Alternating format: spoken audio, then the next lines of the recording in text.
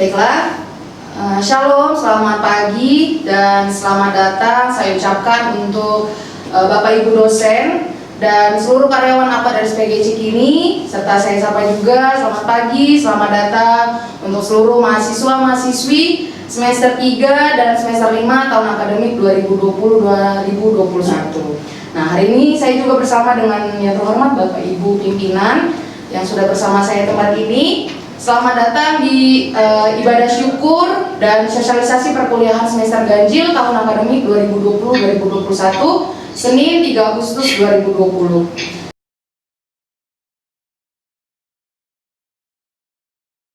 Saya juga tidak lupa menyapa untuk pelayan firman kita pagi hari ini Bapak Pendeta Ari Siagian yang saya undang kita semua untuk saat teduh terlebih dahulu. Saat teduh dimulai.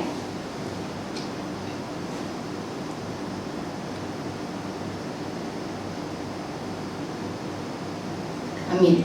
Baiklah, kita satukan hati kita berdoa. Allah Bapa yang baik, kami mengucap syukur Tuhan untuk pagi hari ini. Kami adalah umat-umat tebusan Tuhan, patutlah kami bersyukur dan berbangga karena kami memiliki Allah yang hidup seperti Engkau. Dan kami juga bersyukur Tuhan khususnya di pagi hari ini adalah awal dari perkuliahan kami dan awal kami untuk memulai seluruh aktivitas kami dalam perkuliahan di semester yang baru, semester ganjil tahun akademik 2020-2021. Sungguh Engkau Allah yang sangat baik dalam proses hidup kami boleh sampai di hari ini dan dengan penuh sukacita, dengan penuh antusias Tuhan kami mau memulai semuanya ini dengan rasa syukur dan berbahagia memiliki Allah seperti Engkau. Terima kasih Tuhan. Kami serahkan ibadah kami pagi hari dalam tangan pengasihan-Mu. Kiranya Engkau yang memimpin dari awal, pertengahan hingga akhirnya. Terpujilah Engkau Tuhan, dalam nama Yesus kami berdoa. Haleluya, amin.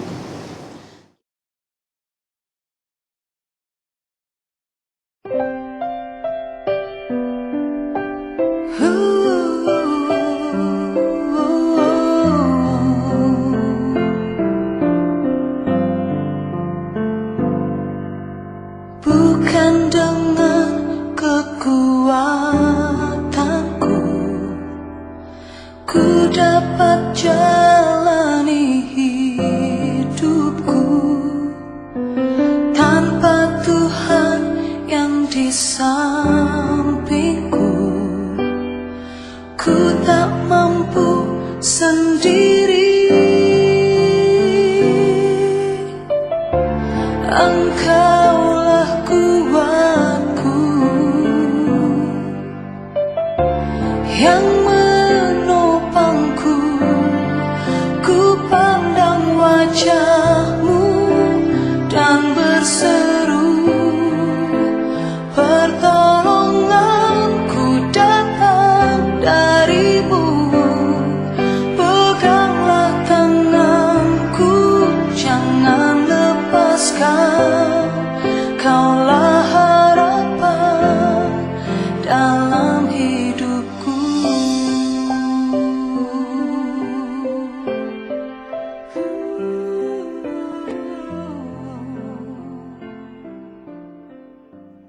Baik rekan-rekan sekalian, ibu bapak, para dosen dan tenaga kependidikan, juga saudara-saudara mahasiswa Akademi Perawatan Rumah Sakit PGCI ini, kita akan merenungkan bagian firman Tuhan di pagi hari ini. Mari kita bersatu dalam doa.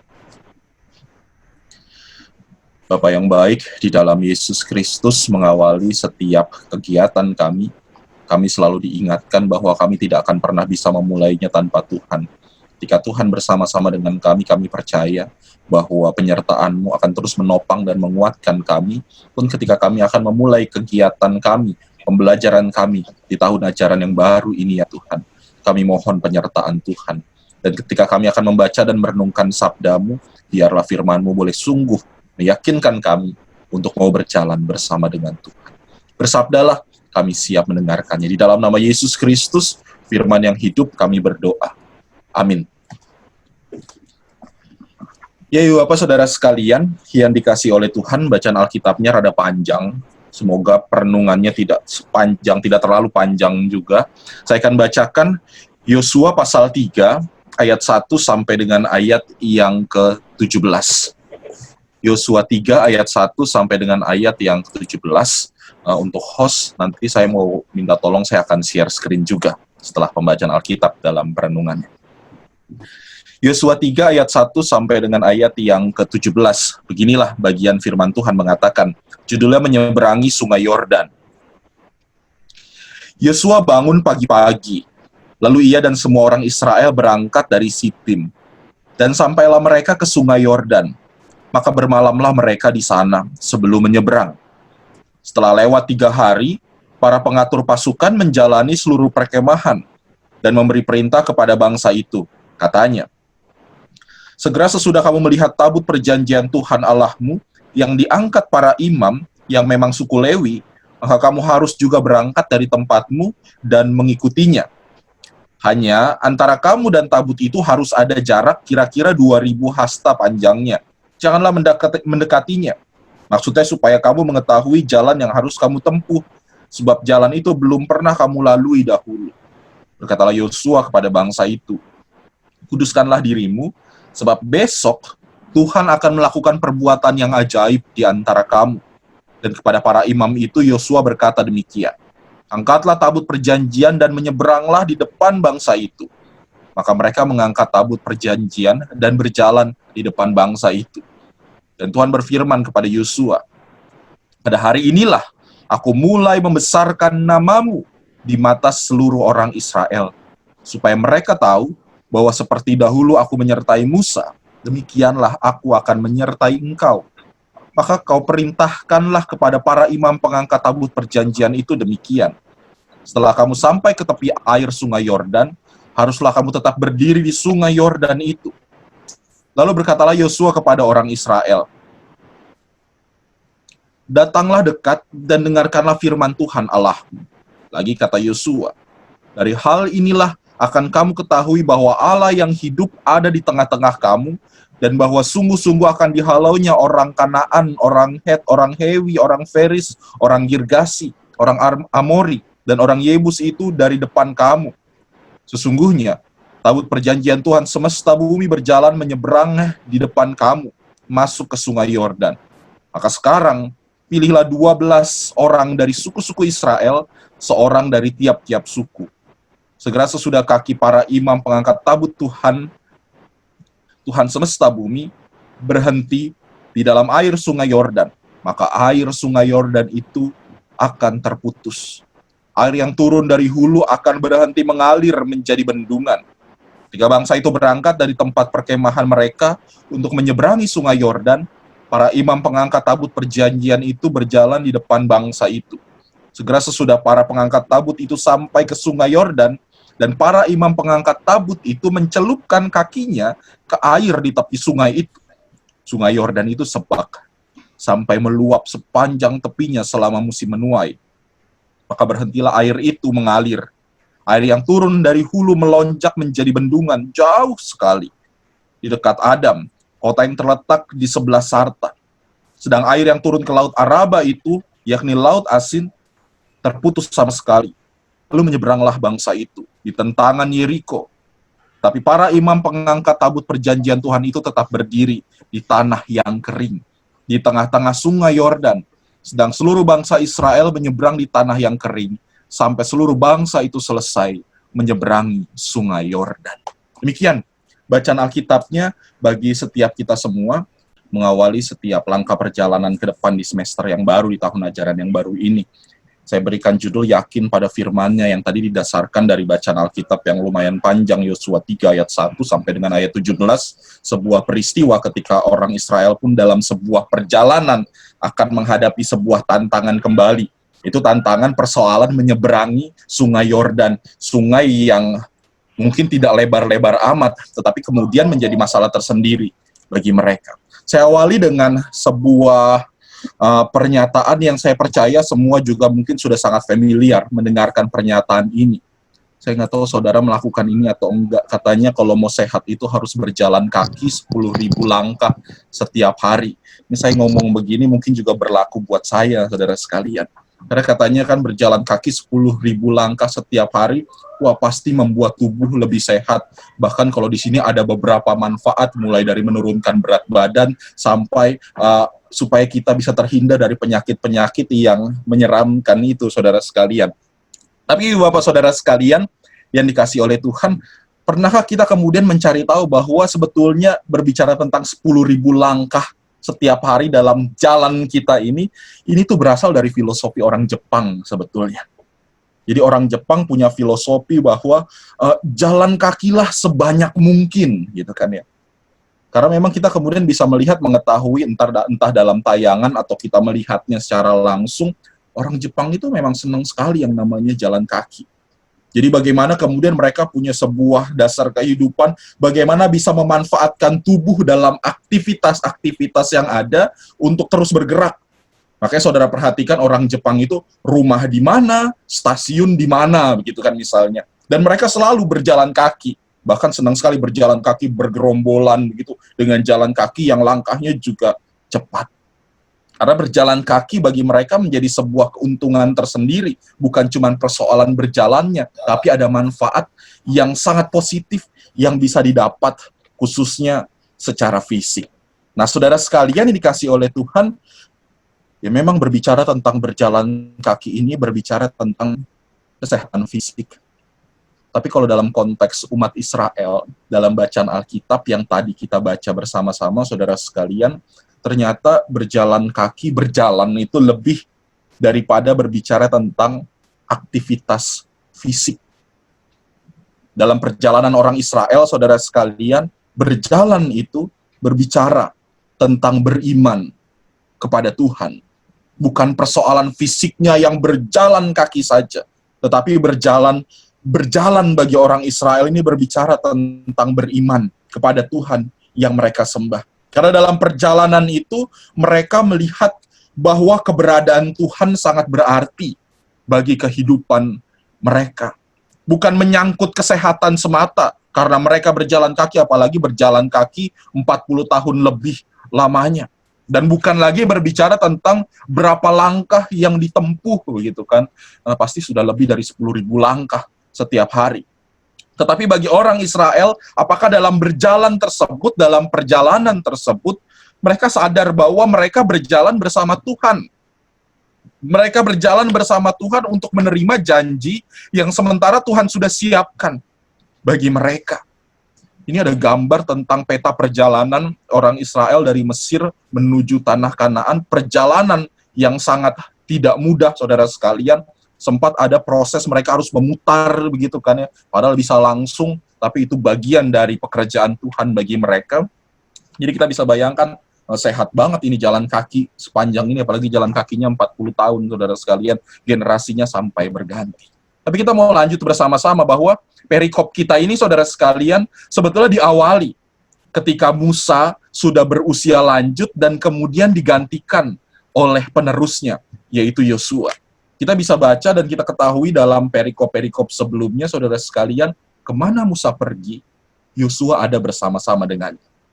Karena Yosua memang sedang dipersiapkan untuk menjadi kader, untuk regenerasi oleh Musa. Maka dengan disaksikan oleh Imam Harun, terjadilah proses regenerasi melalui kaderisasi yang sudah pernah berjalan itu. Jadi setelah naik ke Gunung Nebo, saudara sekalian, kita tahu Musa itu nggak pernah turun-turun lagi gitu kan. Yang turun kemudian Yosua yang menggantikan tugasnya Musa untuk memimpin bangsa Israel. Nah, yang jadi masalah, saudara sekalian yang dikasihi oleh Tuhan, orang Israel ini udah terbiasa dengan Musa. 40 tahun mereka bersama-sama dengan Musa. Generasi mungkin berganti, tapi Musa ada sejak mereka kecil, khususnya bagi generasi yang baru. Artinya bukan persoalan mudah, saudara sekalian, ketika berganti pemimpin dan orang yang baru ini yang kemudian harus memimpin mereka, begitu kan. Dan dalam keadaan seperti inilah sebetulnya Yosua bertanya kepada Allah, apa yang harus saya lakukan bagi orang Israel, bagi bangsa pilihan Tuhan ini, bagi bangsa yang juga punya julukan sebagai bangsa yang tegar tengkuk, bangsa yang kepala batu, bangsa yang susah dibilangin, bangsa yang keras kepala. Maka kalau saudara ingat, pertama-tama sekali kan dikirim 2 pengintai ke Yeriko, lalu dapat informasi penting melalui Rahab Nah, dari kisah itu, saudara sekalian, Yosua mulai bangkit semangatnya. Makin lahir rasa percaya diri dia untuk memimpin bangsa Israel. Dan kisah semangat itu, saudara sekalian, tergambar kembali ketika Allah menyatakan sesuatu kepadanya bagi bangsa Israel dalam perjalanannya yang berikut yang tadi kita baca. Ayat 7 dan ayat yang ke-8 dari Yosua 3 mengatakan begini. Dan Tuhan berfirman kepada Yosua, pada hari inilah aku mulai membesarkan namamu.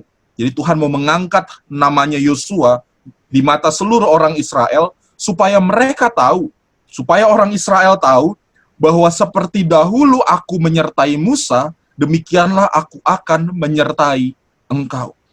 Maka kau perintahkanlah kepada para imam pengangkat tabut perjanjian itu demikian. Setelah kamu sampai ke tepi air sungai Yordan, haruslah kamu tetap berdiri di sungai Yordan itu. Allah mau membuktikan bahwa mau Musa atau siapapun termasuk Yosua yang memimpin bangsa Israel, sebetulnya yang punya peran utama adalah Tuhan. Jadi Tuhan mau menyadarkan Yosua pada saat itu bahwa mau siapapun yang dipercaya jadi pemimpin, tetap aku yang sebetulnya punya peran utama di dalam kepemimpinan itu. Sehingga saudara sekalian ketika tiba dalam permasalahan yang baru, ketika orang-orang Israel dalam rombongan itu, dalam perjalanan itu, tiba di tepi sungai Yordan, saudara sekalian, ini masalah yang baru terjadi. Kalau kata bagian Alkitab, air sungai Yordan saat itu sedang sebak. Sebak itu artinya sedang meluap. Jadi air mungkin pasang dan meluap, yang biasanya lebarnya 27 sampai 30 meter sungainya, kini meluap sehingga lebarnya menjadi bertambah. Karena kedalaman sungai Yordan itu mungkin hanya 3,5 sampai 4 meter. Nggak dalam-dalam banget, tapi arus bawahnya adalah arus yang sangat kencang. Mereka berdiri di tepi sungai, saudara sekalian, mau nyebrang gitu kan, di sungai yang makin lebar, walaupun kedalamannya tidak terlalu dalam, tapi di bawahnya ada arus yang sangat kencang. Masalahnya, saudara sekalian, mereka ini orang-orang gurun. Mereka bukan orang-orang perairan, gitu kan. Mereka orang-orang gurun yang berjalan bertahun-tahun di area yang kering. Sehingga ketika berhadapan dengan air, gitu kan, percaya, mereka pasti parno. Gitu kan. Mereka pasti takut. Sehingga Yosua katakan kepada orang Israel di ayat yang ke-9 begini. Lalu berkatalah Yosua kepada orang Israel, datanglah dekat dan dengarkanlah firman Tuhan Allahmu. Ini kata kunci yang sangat penting, khususnya bagi perenungan kita. Datanglah dekat dan dengarkanlah firman Tuhan Allahmu.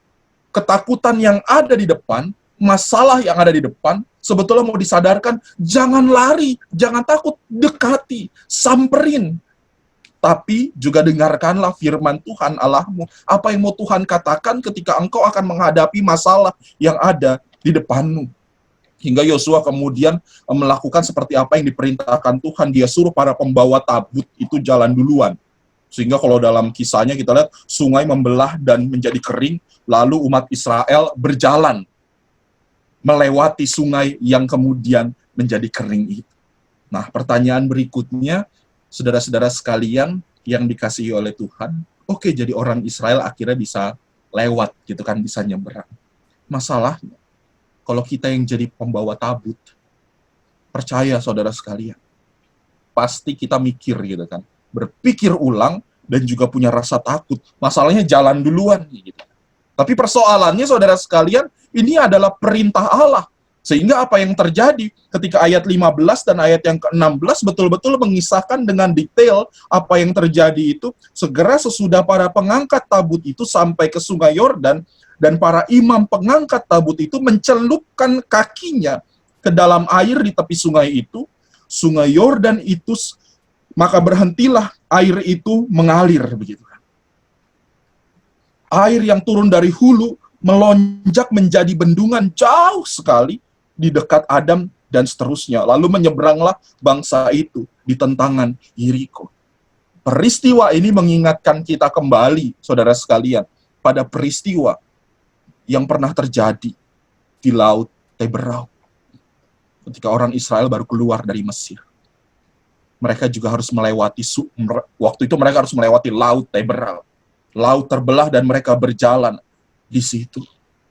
Dan peristiwa itu kembali terjadi ketika mereka harus menyeberangi Sungai Yordan, dan Sungai Yordan terbelah dan mereka bisa melewatinya. Yang kita lihat bersama-sama di ayat yang ke-17, tetapi para imam pengangkat tabut perjanjian Tuhan itu tetap berdiri di tanah yang kering, di tengah-tengah Sungai Yordan, sedang seluruh bangsa Israel menyeberang di tanah yang kering, sampai seluruh bangsa itu selesai menyeberangi Sungai Yordan. Ibu Bapak Saudara sekalian, mungkin kita bisa melihat gambar ini, ya mereka berjalan biasa gitu kan ya. Tapi jangan juga kita lupa bahwa bukankah sebuah sungai itu dasarnya tidak semulus apa yang kita kira, saudara sekalian. Di dasar sungai itu kan ada batu-batuan, batu tajam, batu licin, mungkin juga hewan-hewan yang bisa menggigit. Dan mereka orang Israel bersama para pengangkat tabut itu harus melewati perjalanan juga yang demikian, tantangan yang demikian. Apa yang mau diingatkan kepada setiap kita? Bukan berarti perjalanan itu selalu mulus.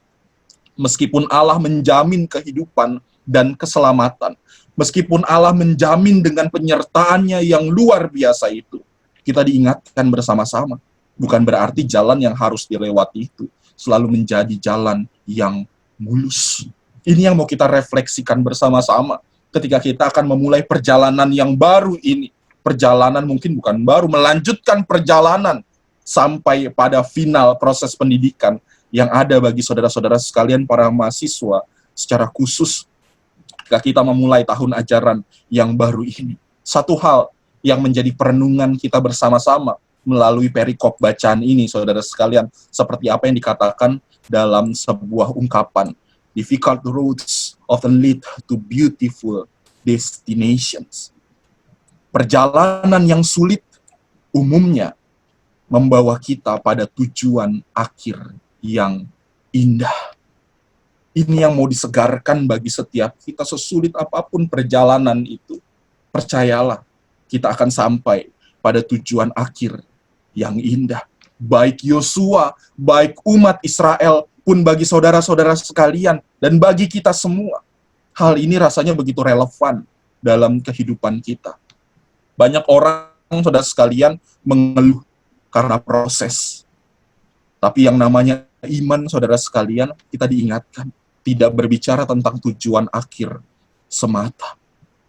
Ada proses juga yang sebetulnya menjadi bagian dalam kehidupan beriman itu. Oke, kita beriman. Saya beriman kalau sakit pasti sembuh. Saya beriman COVID ini berakhir.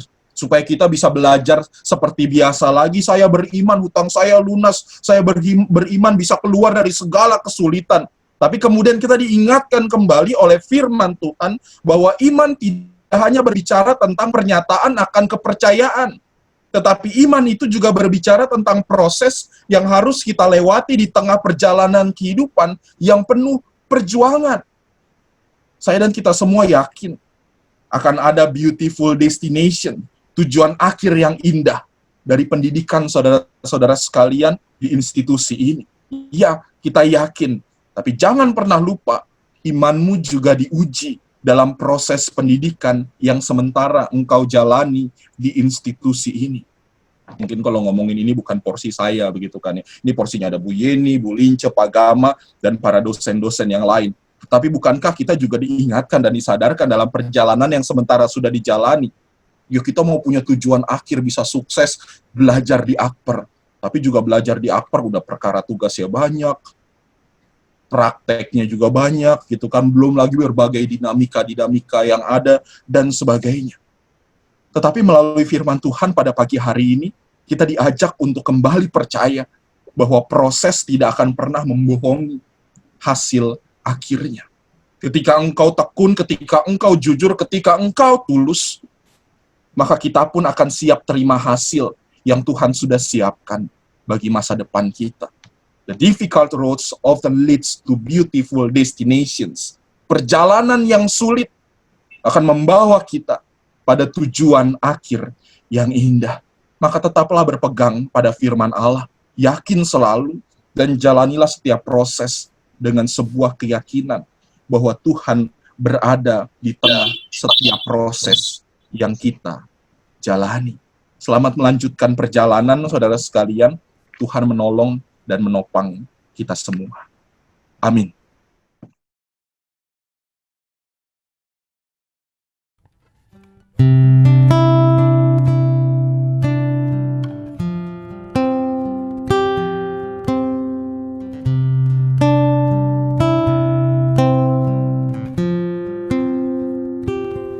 Ku yakin saat kau berfirman, ku menang saat kau bertindak.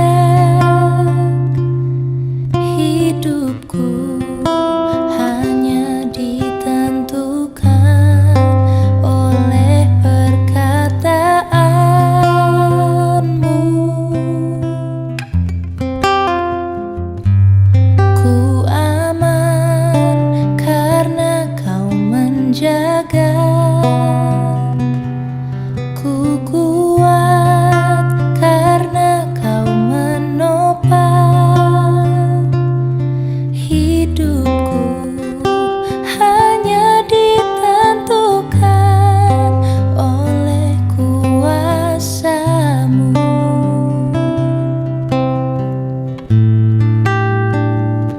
Bagi Tuhan tak ada yang mustahil.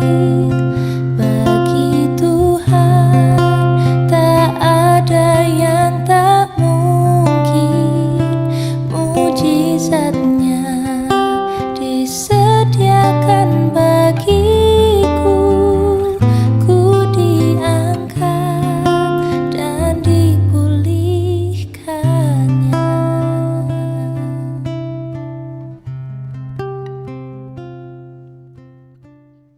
Saudara sekalian, mari kita bersatu dalam doa.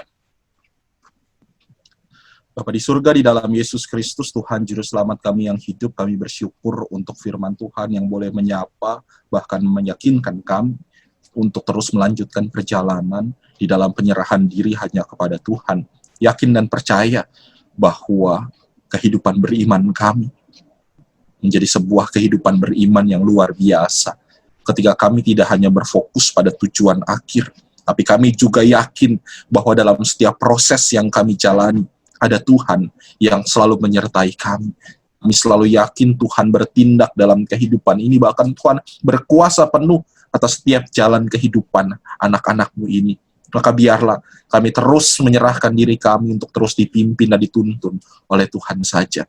Berkati segenap mahasiswa Akademi Perawatan Rumah Sakit PGI Cikini dalam semester yang baru, dalam lanjutan perjalanan proses pendidikan ini, biarlah mereka betul-betul diberikan hikmat oleh Tuhan. Mereka dikuatkan dan ditopang oleh-Mu. Mereka boleh menjalani proses pembelajaran, meskipun di tengah keterbatasan, di tengah pandemik yang melanda saat ini, biarlah mereka tetap semangat untuk belajar, semangat mau melewati setiap proses yang ada, semangat untuk yakin bahwa ada tujuan indah yang Tuhan siapkan bagi setiap mereka melalui proses pembelajaran yang ada. Berkati orang tua mereka, semua mereka yang menopang pendidikan mereka, Tuhan cukupkan apapun yang dibutuhkan, karena bagi Tuhan tidak pernah ada yang mustahil. Berkati segenap dosen dan tenaga kependidikan yang ada di Akper Rumah Sakit PGI Cikini. Berkati mereka ya Tuhan, berikan kekuatan dan kesehatan, berikan hikmat-Mu, topang mereka senantiasa dalam setiap tugas pengabdian yang mereka lakukan. Kami percaya Tuhan berkati mereka semua. Berkati institusi Akademi Perawatan Rumah Sakit PGI Cikini. Biar melalui institusi ini Tuhan terus dipermuliakan ketika kami terus berproses dalam perjalanan pelayanan yang ada, dalam proses pendidikan yang sementara dilakukan, sehingga ada banyak anak-anak Tuhan yang boleh dihasilkan dari institusi ini menjadi garam dan terang bagi kemuliaan nama Tuhan. Kami bersyukur untuk kebersamaan kami di pagi hari ini. Cara kami selanjutnya kami serahkan dalam tangan pengasihan Tuhan. Inilah doa kami ya Tuhan. Kami akhiri ibadah ini dengan bersama-sama memohon berkat daripada Tuhan. Biar anugerah Tuhan kita Yesus Kristus, cinta kasih Allah di dalam persekutuannya dengan Roh Kudus memberkati saudara sekalian sekarang sampai selama-lamanya. Amin. Salam sejahtera bagi kita semua. Apa kabar? Di mute ya. Pasti sehat ya, bisa kumpul ya. Kasih jempol kata Pak Gama kalau mengatakan ya sama kita sehat ya. Puji Tuhan, kita bersyukur hari ini kita bisa kumpul ya, bisa bertemu tatap muka walaupun kita ada jarak fisik di antara kita ya. Puji Tuhan adanya suatu dunia baru yang kita kenal saat ini ya, dunia virtual yang memungkinkan pertemuan itu masih bisa kita laksanakan.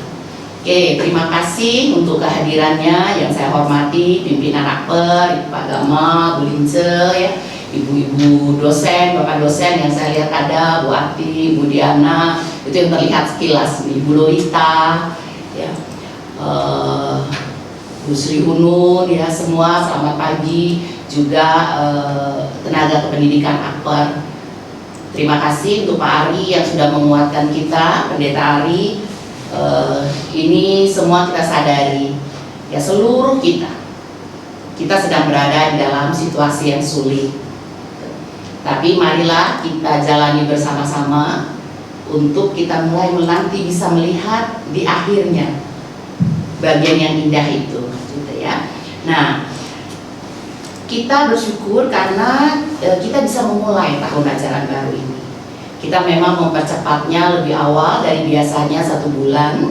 Kenapa? Karena kita berharap di penghujung nanti ya, kita bisa melakukan bagian-bagian yang masih menjadi PR kita, khususnya dalam praktek klinik gitu ya. Sehingga semoga situasi menjadi lebih baik.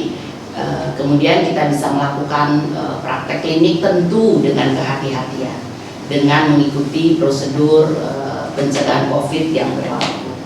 Nah, situasi COVID ini dalam segala persoalannya, tetapi juga kita melihat bahwa melalui itu ada terobosan-terobosan yang harus dan dikondisikan kita melakukannya, termasuk dalam hal ini adalah pembelajaran daring. Untuk itu nanti sepanjang semester ini setidaknya setengah pelajaran teori dan sebagian laboratorium yang bisa didaringkan akan kita lakukan. Berikutnya baru kita bicara tentang praktek klinik. Nah, tentu kita ini menjadi PR kita bersama. Bukan hanya bagi mahasiswa, juga bagi kami dosen, juga bagi seluruh yang bekerja saat ini, yang bekerja di Akper. Karena kita memang sedang mempersiapkan segala sesuatu untuk pembelajaran daring ini sambil terus berjalan. Karena kita berharap ini bukan hanya pembelajaran online. Artinya 16-14 kali tatap muka yang lalu kita ubah semua di dalam pembelajaran online. Entah itu lewat Zoom, entah itu lewat Google Meet ya. Kita tidak berharap seperti itu. Tetapi ada kombinasi pembelajaran yang juga ramah dan relatif murah bagi kita semua. Tentu ketika pertemuan seperti ini banyak mahasiswa yang mengeluh, nyedot kuota Bu, kuotanya habis Bu, begitu ya. Pasti itu kita alami semua ya. Nah, kita terus mengembangkan itu sehingga pembelajaran kita bisa menjadi lebih fleksibel. Sebagaimana yang memang diminta oleh Mas Menteri kita bahwa kita harus merdeka belajar. Merdeka belajar artinya saudara bisa belajar di mana saja dengan cara-cara yang saudara suka. Tapi itu bukan berarti lalu meniadakan jadwal terstruktur. Masing-masing kan sudah menerima jadwal ya. Nah, itu jadwal terstruktur tidak identik kemudian saudara akan tatap muka secara online. Tetapi itu adalah waktu yang disediakan, entah itu lewat diskusi nanti di classroom, entah itu diskusi melalui WhatsApp atau berbagai cara bisa kita lakukan untuk itu ya. Nah, cuman yang perlu dihati-hatikan tadi kita katakan ini kerja keras kita bersama. Terus terang saudara selama ini seperti biasa datang ke kelas, duduk manis selalu mendengar kan gitu ya. Nah, ini kan tidak. Ini sebagian besar belajar dari rumah atau bersama. Dan kita tahu suasana rumah, kalau namanya rumah, bawaannya apa?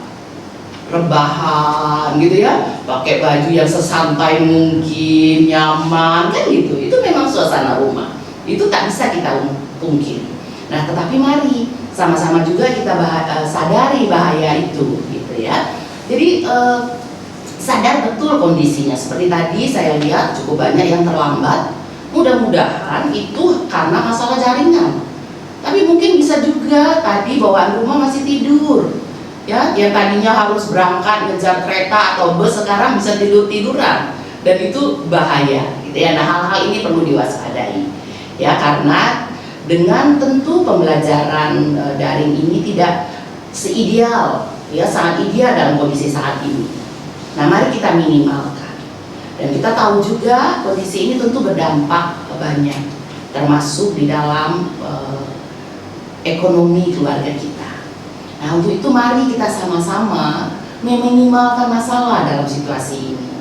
Apa alatnya? Setidaknya kita punya cara yang disebut dengan komunikasi.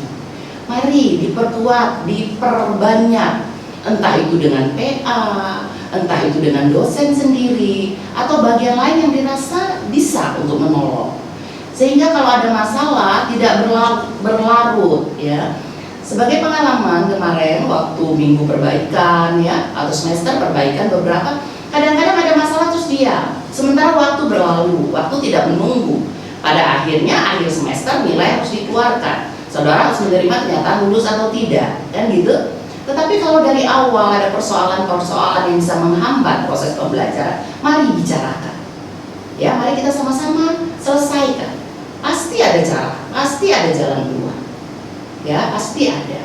Nah, untuk itu mari lebih terbuka dan memperbanyak komunikasi itu dengan lebih baik. Nah, itu juga salah satu cara kita meminimalkan persoalan ini adalah tidak berjuang untuk tidak ada semester perbaikan atau minggu perbaikan. Karena ketika itu terjadi artinya kita menambah waktu, kita menambah biaya, kan gitu. Nah, kalau kita tidak masuk, saudara tidak masuk di situ, kan mengurangi pengeluaran. Ya, banyak cara untuk kita lakukan. Jadi mari sama-sama kita berjuang bersama mengoptimalkan semester ini ya, sehingga bagian-bagian yang bisa kita kerjakan saat ini kita kerjakan. Ingat, PR kita masih ada ya, masih ada semester lalu yang belum praktek klinik untuk keperawatan dasar, itu harus dilakukan, kan gitu. Karena ada hal-hal yang tidak bisa digantikan dengan virtual ini ya, sentuhan kontak dengan pasien tidak bisa diubah dengan panto, kan gitu ya. Tapi kalau bila ada hal-hal pembelajaran lab yang bisa, kita akan kerjakan.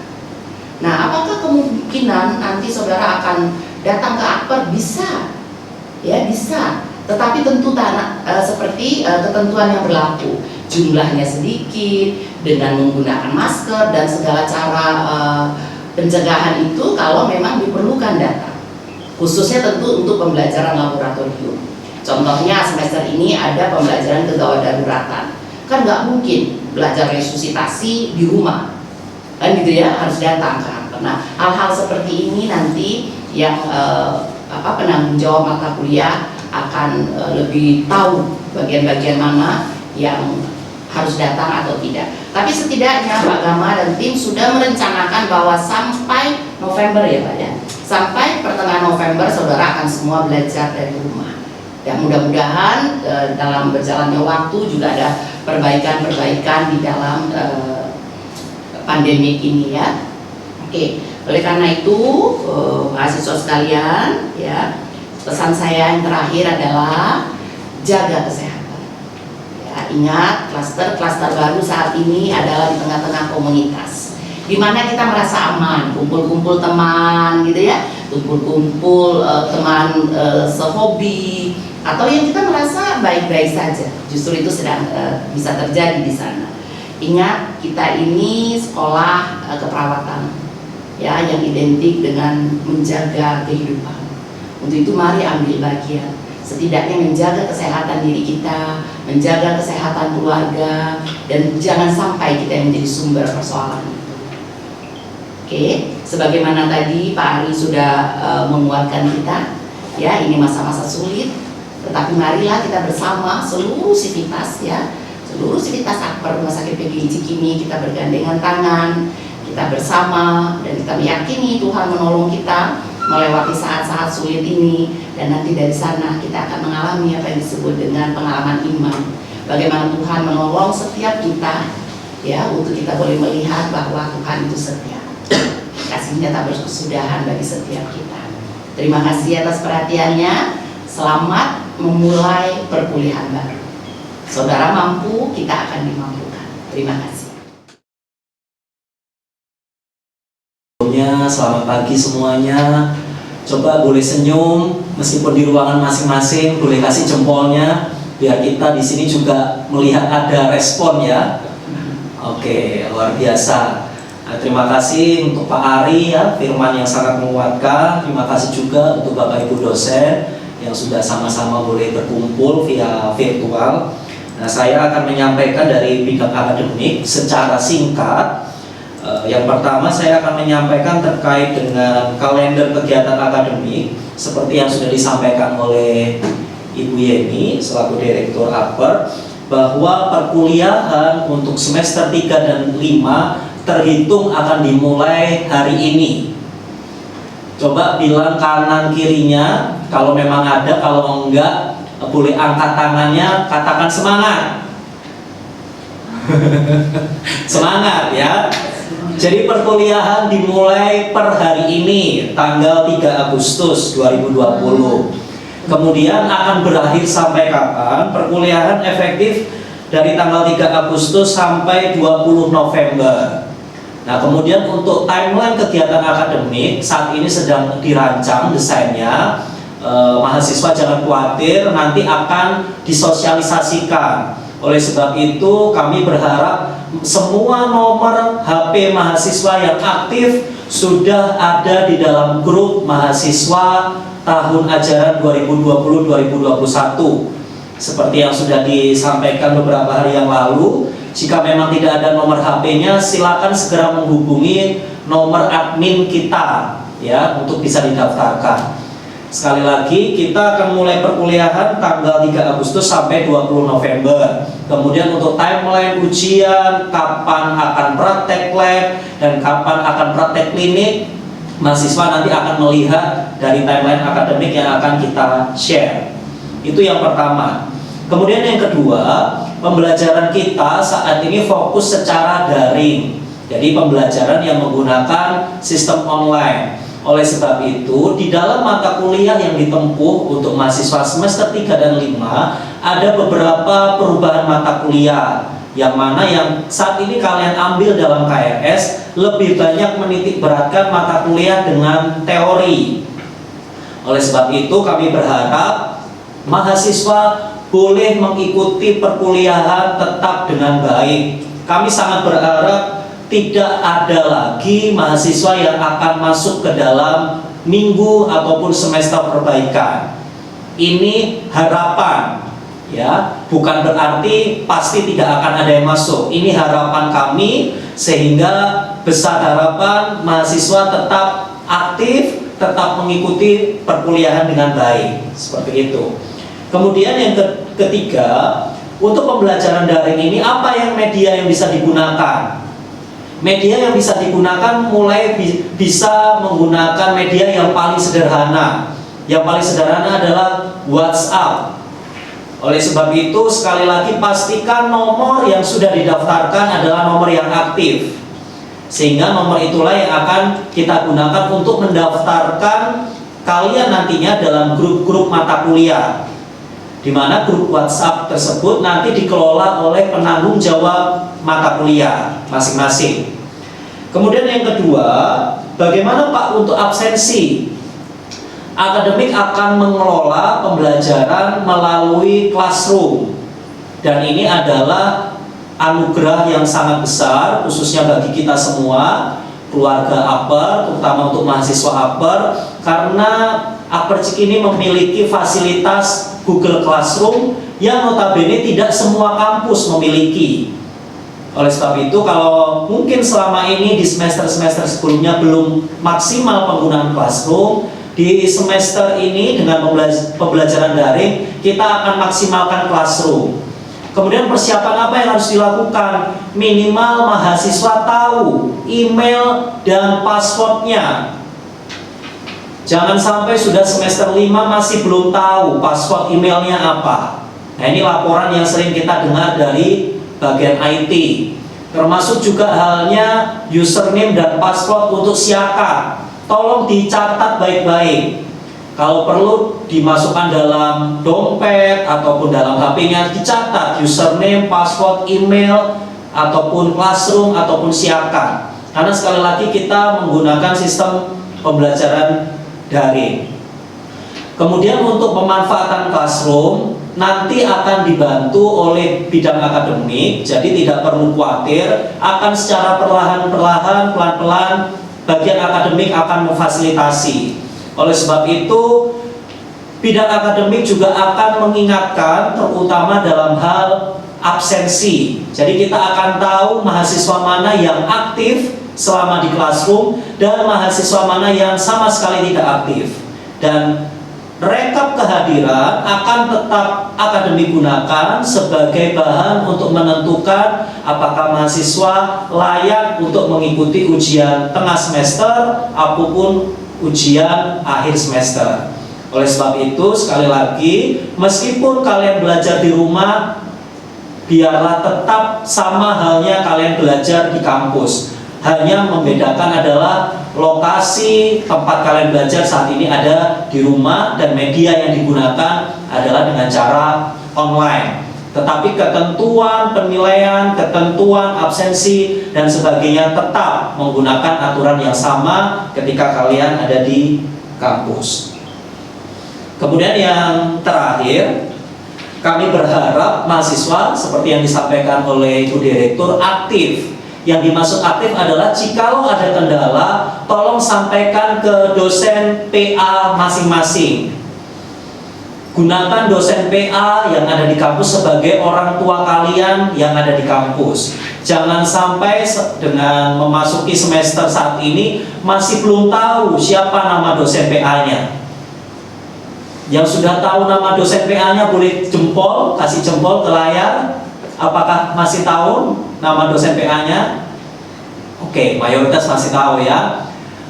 Boleh berikan salam di hari ini, di hari perkuliahan. Pasti sudah punya WhatsApp grup masing-masing. Boleh memberikan salam melalui dosen PA-nya untuk konsultasi apa-apa yang perlu dipersiapkan di awal pembelajaran semester ini.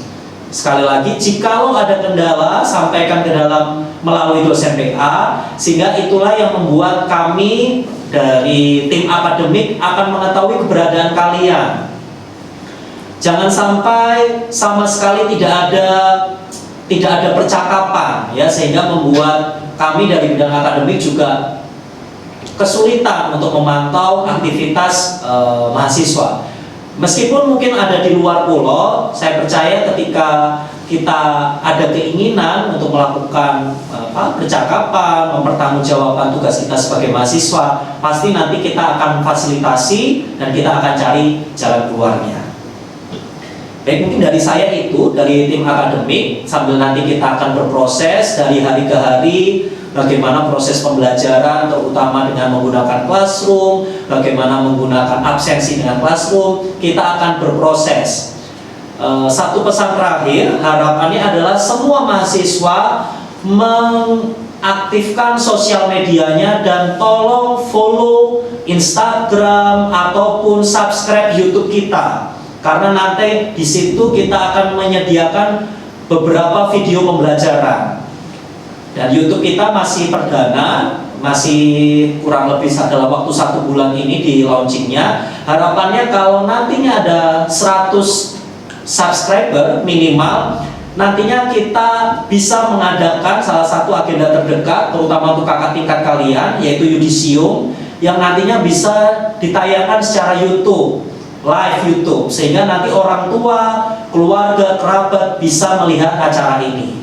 Itu harapannya. Dan posisi sekarang kurang lebih masih 15 subscriber. Saya percaya kalau semuanya aktif, sekitar ada berapa orang di sini, ada sekitar 70-80, semua like, subscribe sekarang, kita bisa mencapai kuota 100. Jadi ajak juga teman-temannya, sama-sama kita mempromosikan Akper ini. Akper ini mungkin kecil, tapi percaya Akper ini sudah beradaptasi di era new normal ini semua karena pertolongan Tuhan. Sehingga harapannya seluruh keluarga besar, terutama mahasiswa juga ikut ambil bagian dalam mempromosikan institusi ini. Oke, terima kasih untuk kesempatannya.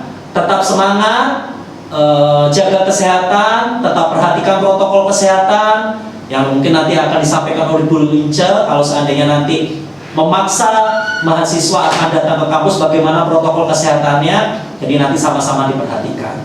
Sekali lagi terima kasih, Tuhan memberkati kita semuanya. Semangat! Selamat siang semuanya. Selamat siang Bapak Ibu dosen. Selamat siang Pak Ari. Terima kasih Bapak yang luar biasa memberkati kami, seluruh keluarga besar APER, dan Pak Ari selalu bersama-sama dengan kami ya. Ya baik, ini juga yang tidak kalah penting tadi sudah disampaikan Ibu Direktur dan juga Udir 1. Nah ini adalah untuk mendukung ya, mendukung Direktur dan Udir 1. Maka ada beberapa hal yang secara non akademik mesti kita perhatikan. Ya baik, nah pelayanan non akademik yang akan saya sampaikan siang hari ini tidak banyak. Yang pertama pelayanan di APER seperti apa, kemudian peran mahasiswa ya, karena mahasiswa adalah bagian dari institusi. Jadi mau tidak mau kalian harus menjadi orang terdepan juga yang akan membantu institusi dan menyatakan bahwa kalian memang mahasiswa keperawatan.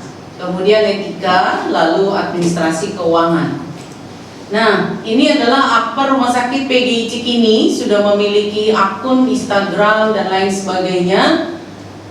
Keluarga besar, mahasiswa dan juga keluarganya minta tolong ya, dan juga seluruh dosen diharapkan untuk follow ya, baik Facebook dan lain sebagainya. Dan perlu mahasiswa tahu semua yang saya tayangkan ini ada di Facebook, karena yang mengerjakan ini semua adalah bagian divisi IT ya, di koordinator sama Pak David. Kemudian yang membuat ini semua adalah Kesia ya. Jadi kita mesti bangga ya sama apa yang kita miliki. Nggak bisa pakai ini,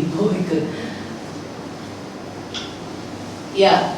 Nah, seperti tadi yang Pak Gama bilang, kalau misalnya kalian ke APER Cikini ya, ada protokol kesehatan. Mungkin yang tidak pernah ke APER Cikini, ada beberapa hal yang sudah diperbaharui. Yang pertama, tempat cuci tangan ada banyak di samping 104, kemudian laboratorium sudah diperbaharui, kemudian juga toilet ya. Jadi ketika datang ke APER Cikini siap membantu seluruh mahasiswa dan juga seluruh sivitas akademika. Nah, peran mahasiswa di era new normal ini yang pertama adalah mempersiapkan diri ya dalam era new normal, kemudian memberikan contoh.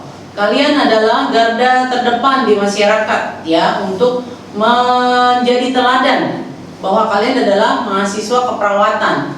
Kemudian memberikan pemahaman dan menyebarkan informasi yang benar dan valid. Nah, untuk sekarang ini ya, di new normal starter kitnya adalah masker, hand sanitizer, sabun cair ya, karena beberapa tempat cuci tangan kadang-kadang nggak disediain sabun. Kemudian tisu, peralatan makan sendiri, perlengkapan ibadah sendiri, bagi yang muslim mungkin perlu sejadah dan lain sebagainya. Kemudian naik ojol pakai helm sendiri. Nah, kemudian bagaimana contohnya? Misalnya kalau kita di kereta, kita jaga jarak, udah dikasih tanda silang, duduklah di tempat yang tidak ada tanda silang. Nah, ini karyanya Kak Kesia nih, bagaimana caranya cuci tangan yang benar. Kalian bisa lihat di FB, semua sudah dikirim sama Kak Kesia, masukkan ke dalam FB. Jadi gimana cuci tangan yang benar, kalian mestinya sudah tahu, tapi kita bisa jadi lupa, silakan diambil. Lalu kemudian bagaimana menggunakan masker ya, membuka, menggunakan, mencuci, itu semua sudah ada di sana.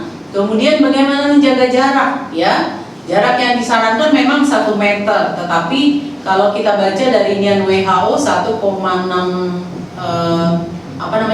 ya sekitar 2 meter lah aman ya. Karena kemampuan droplet ya, muncratnya itu masih bisa 1,8 gitu ya. Tapi kan kita makanya itu perlu menjaga jarak. Lalu kemudian etika batuk dan bersin, ini pun semua ada di Facebook, sudah dikirim sama Kak Kesia. Belum share screen kayaknya. Hah? Belum Nah, kemudian jaga lingkungan kita tetap aman. Seperti apa? Ya, nanti dibaca kembali ya, karena kita waktunya nggak banyak. Tapi sekali lagi ini semua sudah di-share. Nah, etika dan etiket. Apa sih bedanya etika dan etiket? Etika adalah sesuatu yang wajib. Ada atau tidak ada orang, kalian harus kerjakan. Misalnya mencuri. Ada nggak ada orang, ya kalian nggak boleh mencuri gitu. Tapi etiket tergantung dari dimana, kalau istilahnya itu dimana bumi dipijak, di situ langit dijunjung. Etiket di Upper Cikini tentu berbeda. Ya, kalau misalnya etiket di rumah sakit tertentu, di negara tertentu berbeda. Misalnya, kalau perawat di luar negeri duduk di tempat tidur pasien nggak masalah tuh, ya. Tapi kalau di Indonesia heboh tuh, ya. Jadi itu namanya etiket, tapi bukan etika. Nah, kalau etika itu suka tidak suka, senang tidak senang, itu harus dikerjakan. Nah, apa sih etika untuk keperawatan? Ya, ini keperawatan, tapi sebenarnya mahasiswa keperawatan mulai dari sekarang sudah harus belajar ini. Yang pertama, otonomi, bahwa mahasiswa punya hak melakukan sesuatu yang baik, tentu saja untuk mempertahankan IPK-nya, melakukan yang terbaik dan lain sebagainya. Tapi otonomi ini harus dibarengi dengan kewajiban, karena bukan hanya mahasiswa yang punya otonomi, dosen pun punya, institusi pun punya. Kemudian non-malefisien, ya, tidak menciderai, tidak melakukan yang membahayakan, ya. Misalnya membahayakan diri, termasuk mencoba bunuh diri atau begadang, itu termasuk membahayakan diri, ya, untuk mahasiswa. Kemudian beneficient, jadi lakukanlah semua yang baik gitu, ya, semua yang baik, pikiran yang baik, segala macam yang baik itu dilakukan. Kemudian justice, ya. Justice itu kita berupaya untuk adil. Maksudnya gini, kita tuntut ini dari dosen, tapi kita sendiri nggak belajar. Dosennya sih ya, ininya sih, tapi kita sendiri nggak belajar. Itu namanya nggak adil gitu ya. Sekalipun kita manusia nggak akan pernah adil seadil-adilnya, hanya Tuhan yang adil. Tapi kita berupaya untuk adil, ya. Kemudian fidelity, ya, jadi teguh, ya. Kalau mau perawat, sekali perawat tetap perawat, sih, ya. Jadi maksudnya perawat gak mesti di ruang rawat, ya. Perawat di lapangan, perawat dalam keluarga, perawat pengajar, perawat peneliti, macam-macam. Kemudian veracity, ya. Ini jujur, ya, jujur di dalam segala hal, termasuk tadi yang disampaikan Bu Yeni. Jujur kondisimu seperti apa, sampaikan ke PA dan lain sebagainya, ya. Kemudian nggak berapa, ya. Jadi yang keenam ini minimal harus sudah dipahami mahasiswa dengan sangat baik mulai dari sekarang, karena nanti keuangan ini juga yang akan disampaikan. Nah, yang akan masuk, yang belum lulus etika, nah ini juga yang dibahas terus menerus. Lanjut, Bu, bisa ya? Ya. Nah, kalau etiket dalam berpakaian nanti itu diatur dalam kemahasiswaan. Berkomunikasi dengan dosen itu ada di Instagram kemahasiswaan. Silakan dilihat, ya. Nah, memasuki wilayah kampus, ya, biasakan salam, sapa, senyum. Jangan kalau misalnya masuk kampus ketemu dosennya buang muka, ya, nanti mukanya susah dicari. Jadi salam, sapa, senyum, ya. Nah, sama dosen juga sapa, salam, senyum. Semua karyawan sama, ya, salam, sapa, senyum. Lalu kemudian mengikuti perkuliahan yang sekarang kan secara daring, ya. Nah, pengalaman saya selama mengajar semester perbaikan atau minggu perbaikan itu kebanyakan belum bangun tidur. Bahkan mohon maaf nih, ya, masih pakai daster yang yang tali satu gitu, ya. Mungkin saking buru-burunya gitu, ya. Lalu menghadap dosen seperti itu. Nah, itu nggak diperbolehkan, ya. Jadi ketika kita sudah tahu kita jam berapa mau kuliah, minimal setengah jam sebelumnya sudah siap gitu, sehingga dosen dan mahasiswa sama-sama belajar. Karena kalian belajar menghormati dosen, kalian juga membantu menikmati prosesnya dengan baik, ya. Nah, ini kenapa kepotong ya? Habis ya Pak? Satu lagi keuangan. Nah ini dia. Nah, ini terkait keuangan. Ini yang sering kejadian. Kalau soal mentransfer, soal membayar, kalian udah pada jago lah ya, karena semester 3, semester 5. Kecuali semester 1 saya ajarkan mulai dari caranya. Nah, yang pertama yang perlu diingat, melakukan pembayaran semua biaya apapun itu harus langsung transfer ke rekening akper Rumah Sakit PGI Cikini. Jadi tidak boleh melakukan pembayaran melalui dosen, melalui petugas keuangan, melalui siapapun. Jadi semua harus dibayarkan ke rekening akper. Kemudian struknya segera diberikan ke bagian keuangan, ya, ke KRBK saat ini. Nah, nggak boleh ditahan-tahan, itu akan membuat catatan tidak sama gitu ya. Seringkali ditemukan tidak sama karena mahasiswa tidak memberikan struknya. Karena apa? Yang mengirim dengan nama mahasiswa seringkali berbeda, ya. Terus kemudian menyimpan bukti tadi sudah ya. Jadi jangan disimpan. Nah, kemudian gunakan seluruh biaya kuliah untuk kuliah, ya.